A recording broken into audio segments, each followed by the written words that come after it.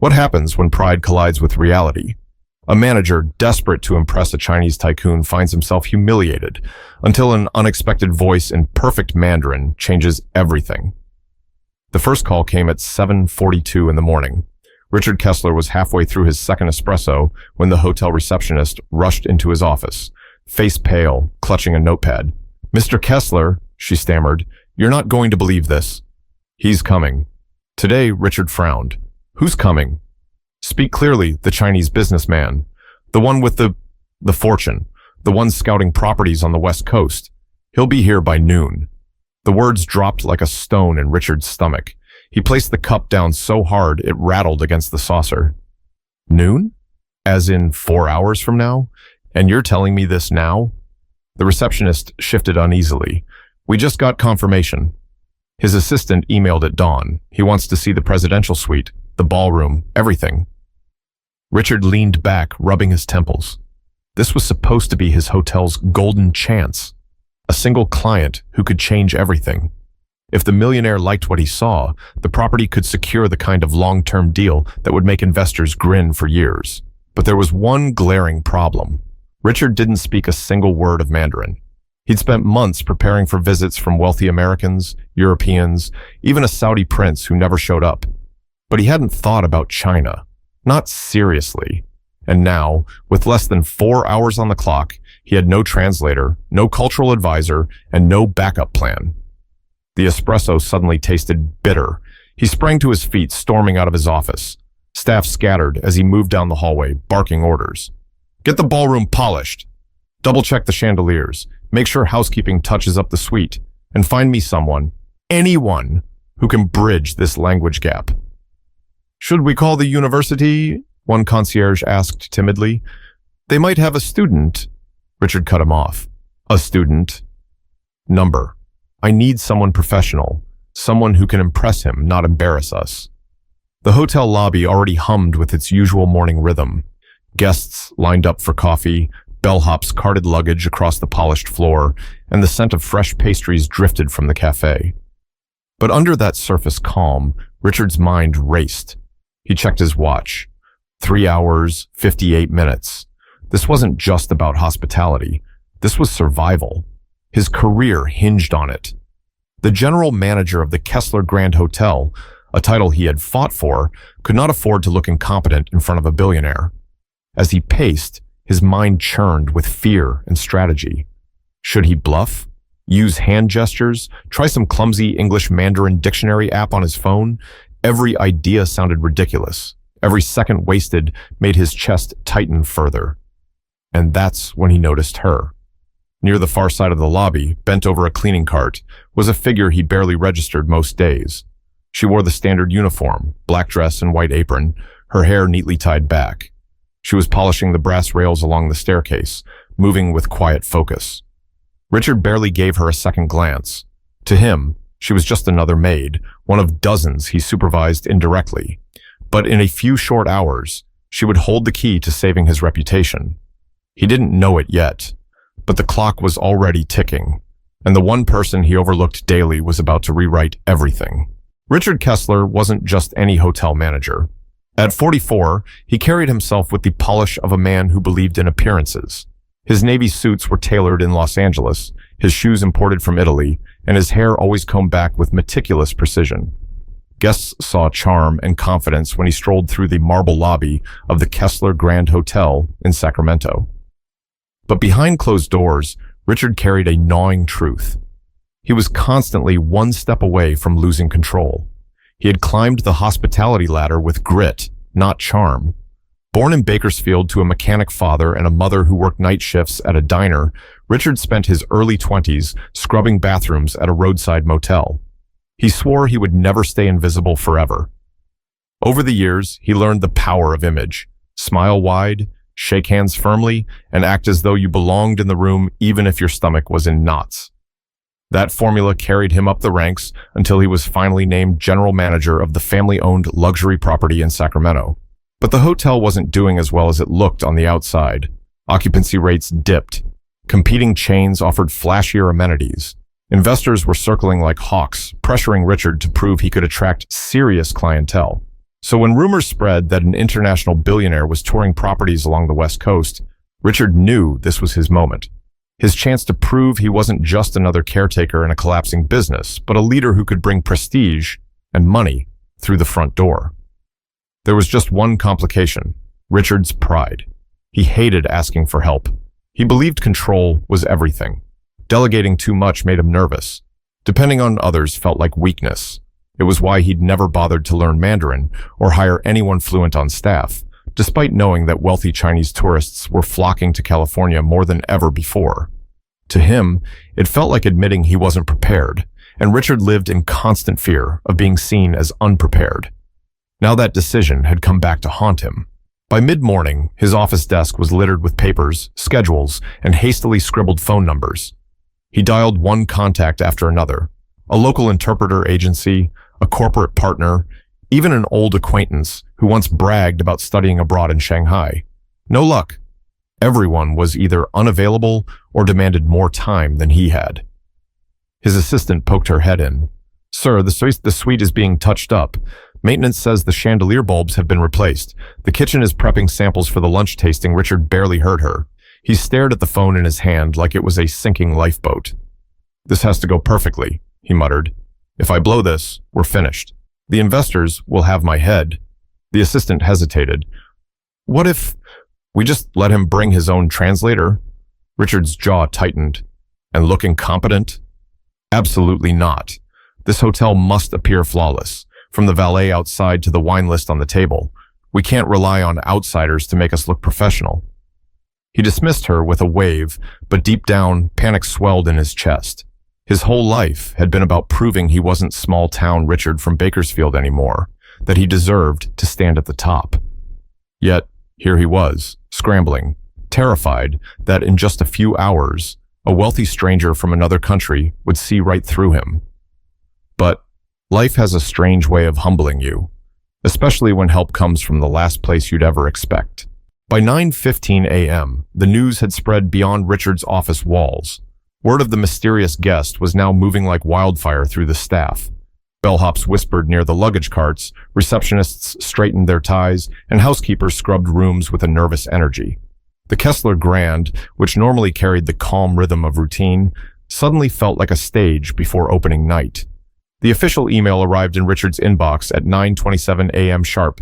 It came from Liang Wei, the assistant to the businessman, polite, short, and direct. "Mr. Chen will arrive today at 12 p.m. He wishes to see the presidential suite, ballroom, kitchen, and staff accommodations. He values discretion. Please be punctual." Richard read the message 3 times, his pulse hammering harder with each line. The businessman's name was finally revealed: Chen Jihao, a figure he'd only read about in business journals. Real estate tycoon, tech investor, philanthropist. A man whose decisions could swing millions of dollars in or out of any deal he touched. And Chen Jihao had chosen his hotel. Richard shoved back his chair and marched into the operations office. "Listen up," he barked. "This is not just another guest. This man has the resources to buy 3 hotels like ours before lunch. I want every inch of this building spotless. The presidential suite should shine like a diamond. The ballroom floor polished until you can see your reflection. The kitchen must be ready to serve samples fit for royalty." Staff nodded, scribbled notes, and scattered into action. The pressure was contagious. Even the veteran employees, people who'd worked through political visits and celebrity galas, felt the air grow heavier. By 10 a.m., the lobby was buzzing with activity. Maintenance climbed ladders to dust vents that hadn't been touched in months. A florist rushed in with fresh arrangements of lilies and orchids. Valets wiped down every luxury car that parked under the awning. The hotel was transforming in real time, as though a royal inspection was minutes away.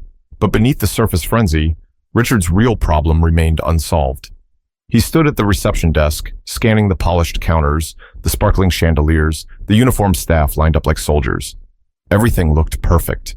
Everything except the one thing he couldn't control: language. He rehearsed greetings in his head. "Welcome to the Kessler Grand. We are honored by your presence." Each phrase felt clumsy, powerless. He pictured himself fumbling through broken English while Chen Jihao stared in silence, unimpressed. The thought made his palms sweat. "Sir?" a concierge asked softly. Should we prepare gift baskets for his suite? Imported wines? Maybe. Do it, Richard snapped. Make it look thoughtful but not desperate. The concierge hurried off. Richard straightened his tie, his reflection staring back at him in the brass elevator doors. For years, he had convinced himself that success was about control. If he worked harder, dressed sharper, demanded more, he could bend circumstances to his will. But this was different. He couldn't fake fluency. He couldn't bluff cultural respect. He couldn't command Mandarin out of thin air. He checked his watch. 2 hours and 30 minutes left. And somewhere, just beyond the lobby's polished floors, the one person who could solve his problem was still pushing a cart of linens down the hallway, unnoticed. But sometimes, the people you ignore the most are the ones holding the lifeline you're desperately searching for. By 10:30 a.m., the Kessler Grand felt like it was bracing for an earthquake. Every department was in motion. The kitchen clattered with pots and pans as chefs argued over menu samples. Housekeepers rushed down the hallways with baskets of linens, spraying polish on every surface that glistened under the morning sun. Even the parking attendants outside whispered nervously, checking their uniforms twice. Richard stalked through the ballroom like a general on inspection. That rug, he barked. Straighten it. And those curtains, do they look like they've been steamed? No? Then why are you standing here? Move. His voice carried, sharp enough to make a busboy flinch and nearly drop a tray of glasses. The staff was used to Richard's intensity, but today felt different. Today, his edge had no patience, no buffer. The weight of Chen Jihao's arrival was pressing down on him like a vice. In the suite upstairs, a team was frantically fluffing pillows, aligning the curtains, and checking the minibar twice over. Richard stormed in, just as a housekeeper was smoothing the bedspread.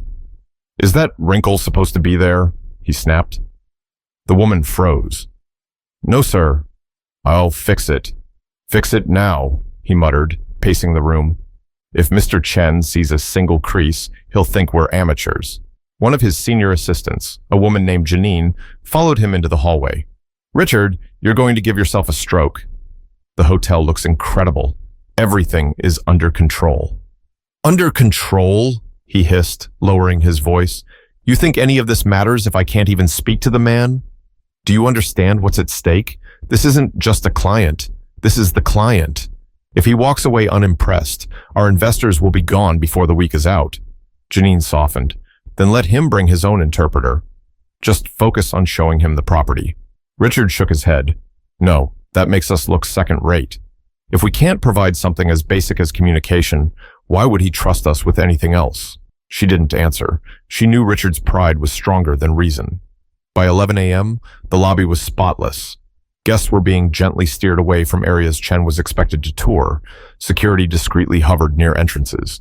The staff lined up like soldiers, waiting for the moment. But Richard wasn't breathing easier. He was breathing faster. He ducked into his office, shut the door, and gripped the edge of his desk. His reflection stared back at him from the glass surface. A man who had built his entire career on control, now staring at the one weakness he couldn't patch with polish. He whispered to himself, almost in prayer, "Just let this work. Please. Let me hold it together." Out in the hallway, unnoticed, Marcia Bennett pushed her cart past his door. A quiet presence, steady, invisible. She had heard the rumors about the important guest. She had seen the frenzy of staff. But unlike them, she wasn't panicked. She simply kept moving, quietly humming to herself as she stacked fresh towels, her mind far away. Richard didn't even glance at her as she passed. He was too consumed by his own storm. But storms have a way of breaking things open, and Richard's would soon break in a way he never expected. While Richard's world spun faster with every tick of the clock, Marcia Bennett's morning looked very different.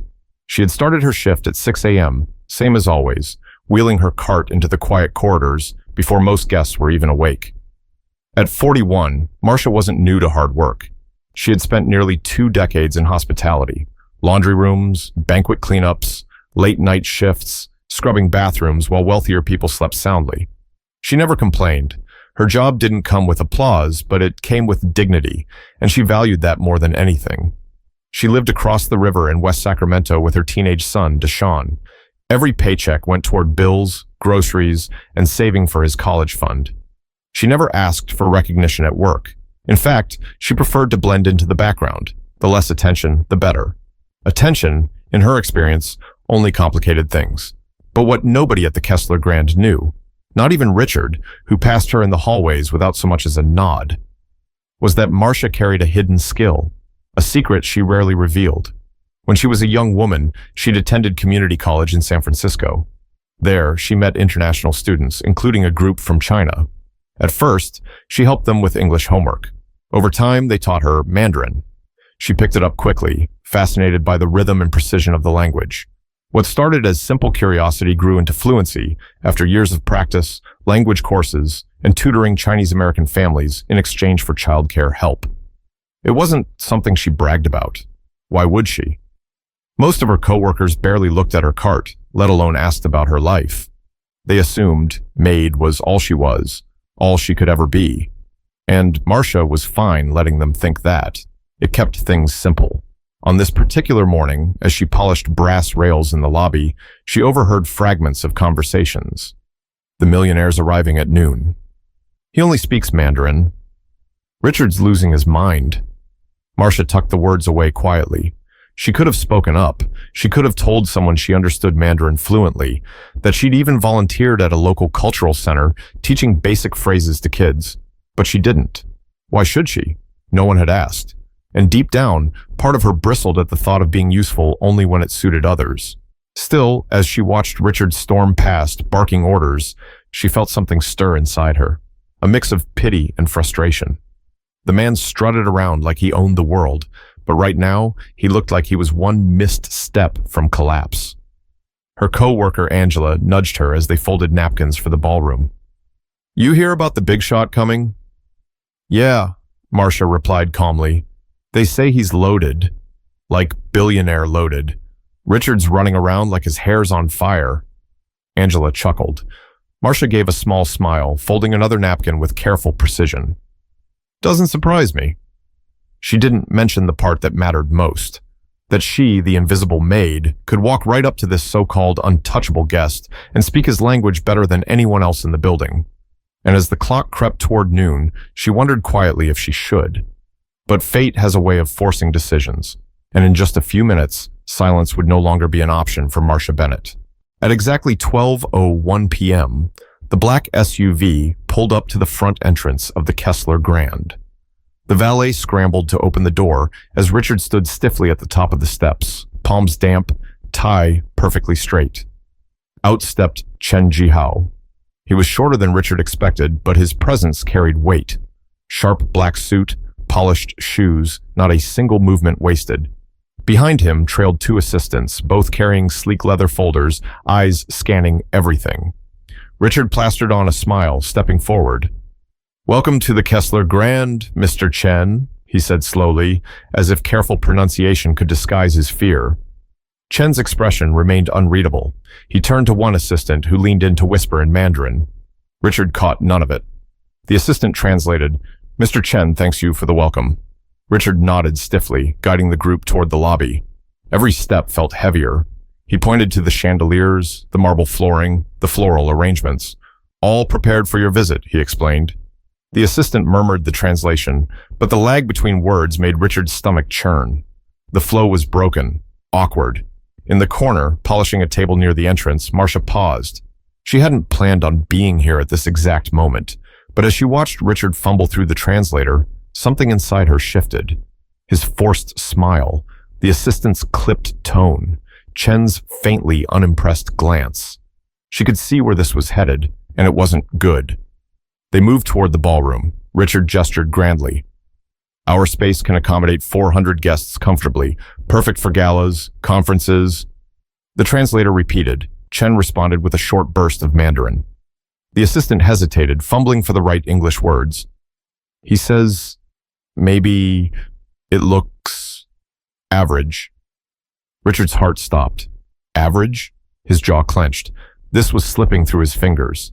And that's when Marcia stepped forward. She cleared her throat softly, then spoke. "请问您希望看到什么特别的布置?" Her voice was steady, her accent crisp. The room froze. Every head turned toward her. Chen's eyebrows lifted, surprise flashing across his face. He answered her directly, his tone lighter, curious now. Marcia responded smoothly, matching his rhythm, nodding respectfully. What followed was a back-and-forth conversation, fluid, natural, effortless. Richard's mouth fell open. The staff looked on, stunned. This quiet maid, someone Richard had passed 100 times without a glance, was speaking Mandarin as though she had been born to it. Chen chuckled softly, the first hint of warmth he'd shown since arriving. He gestured toward the suite upstairs, inviting Marcia to continue walking with him. Richard, caught between humiliation and relief, trailed behind like an afterthought. The assistants whispered to each other, clearly impressed. One even scribbled a note. Richard's ears burned. As the group moved down the hallway, Marcia walked calmly at Chen's side, translating Richard's explanations with ease, adding respectful phrases of her own. She wasn't just a voice. She was bridging the gap Richard had been terrified of all morning, and in that moment, Richard realized the truth. The person he had overlooked every single day had just saved him from disaster. But salvation doesn't come free. And Richard was about to feel the sting of being humbled in front of everyone. The tour continued, but it was no longer Richard leading the charge. It was Marcia. Chen Jihao stayed close to her side, his sharp eyes softening every time she explained a detail. When they entered the presidential suite, Marcia gestured with confidence. 这里的窗户可以看到河景，非常适合早晨喝茶, she said, describing the river view as perfect for morning tea.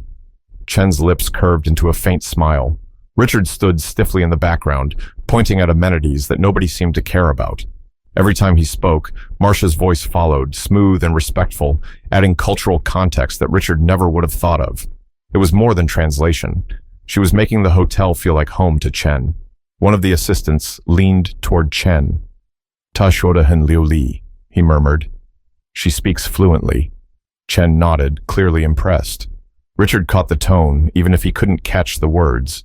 Each compliment aimed at Marcia felt like another crack in his carefully built armor. This was supposed to be his moment, his victory. And now the spotlight had shifted completely. When they reached the ballroom, Chen asked a long question in Mandarin, his gaze scanning the chandeliers. Richard waited for Marcia's translation. He wants to know if the kitchen can prepare a traditional banquet menu for Chinese guests, she said calmly. Richard blinked. Of course. Our chefs can adapt to anything, Marcia relayed the answer, but she didn't stop there. She added something more, offering reassurance in Mandarin that the hotel respected cultural traditions and could even bring in regional ingredients. Richard hadn't said any of that. She had expanded his answer, making him sound more thoughtful than he was.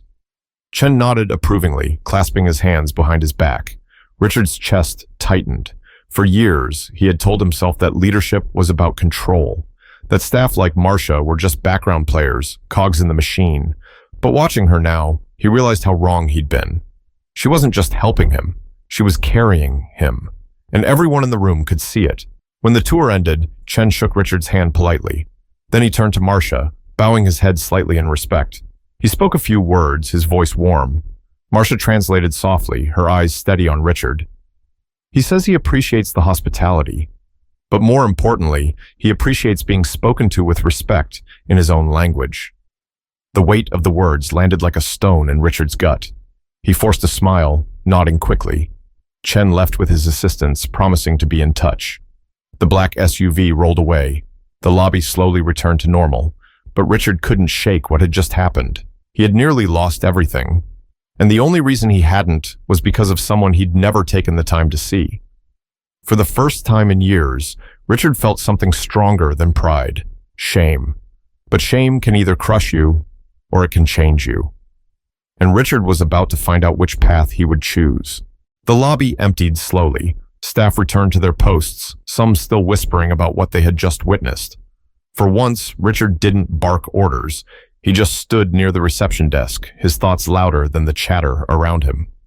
Marcia was wheeling her cart back toward the service hallway when Richard finally called out. Marcia! She stopped, surprised. In all her years working at the hotel, he had never once said her name.